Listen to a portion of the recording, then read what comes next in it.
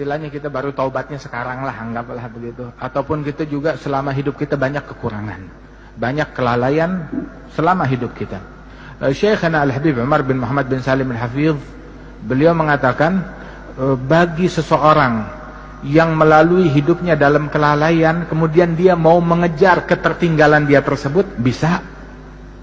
Baru sekarang saya mau balik, baru sekarang saya mau taubat, saya mau mengejar ketertinggalan saya yang dulu, bisa. Bagaimana mengejarnya? Umur udah 50, umur udah 60, masih bisa mengejar yang lalu-lalu? Bisa. Dengan memakmurkan 4 waktu saja. 4 waktu kita makmurkan. 1 waktu antara maghrib dan isya. Bayangin aja, sekali kita makmurkan 12 tahun. Itu baru dengan sholat yang 6 rakaat aja, belum pahala pengajian, belum pahala ini, pahala itu. 12 tahun. Makmurkan waktu antara maghrib dan isya. Yang kedua, waktu sebelum subuh. Sebelum subuh.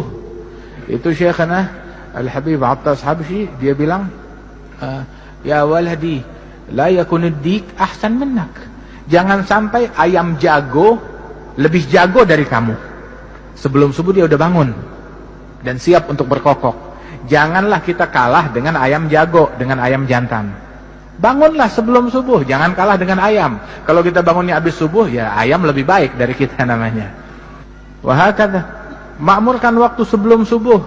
Walaupun 15 menit, 20 menit sebelum subuh kita sudah di atas sejadah, udah siap.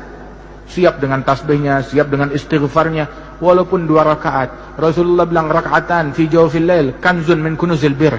2 rakaat di tengah malam bagaikan harta karun surga, kata Rasul sallallahu alaihi wasallam. Dan juga disebutkan Al-Habib Al-Imam Syekhana juga. Ini kita cerita orang yang kita kenal aja, nggak cerita yang jauh-jauh, orang yang kita kenal. Al-Habib Ali bin Abdullah bin Syihabuddin, itu dikisahkan beliau tuh puluhan tahun nggak pernah tinggal hizib akhir lail, tadarus Quran di akhir malam di masjid.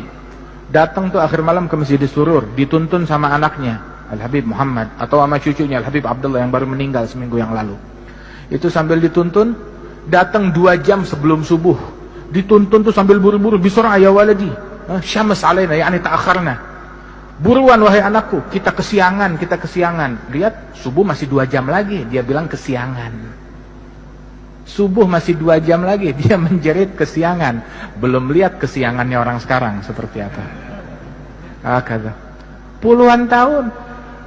Syuyukh yang kita kenal puluhan tahun, enggak satu pun dari mereka yang tinggal qiyamul lail, enggak satu pun dari mereka yang tinggal salatul jamaah. Karena Imam Abdullah bin Umar Asy-Syatiri, beliau mengatakan, idza ra'aita talib ilm la yuhafidh ala qiyamul lail wa ala salatil jamaah fanfud yadaka minhu. Kalau kamu lihat santri penuntut ilmu enggak salat jamaah, enggak bangun malam, ya cuci tangan dari dia, enggak ada harapan. Santri nggak bangun malam, santri nggak sholat jamaah, itu nggak pantas disebut santri oleh beliau.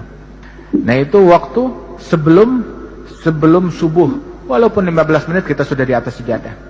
Kemudian waktu antara subuh sampai isyraq, sampai terbit matahari. Dalam hadis Rasul menyebutkan bahwasanya man shallal fajr fi jamaah wa jalasa fi musallah yadhkurullaha ta'ala hatta tatlu'a asy-syams thumma yusalli rak'atain, kana lahu ajr umrah hajjah wa umrah tamatain.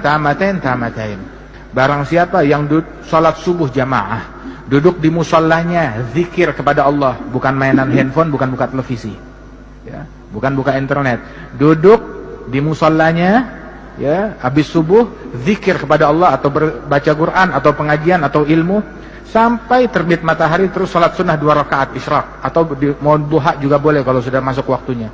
Maka sesaat tersebut pahalanya seperti pahala haji dan umrah yang sempurna.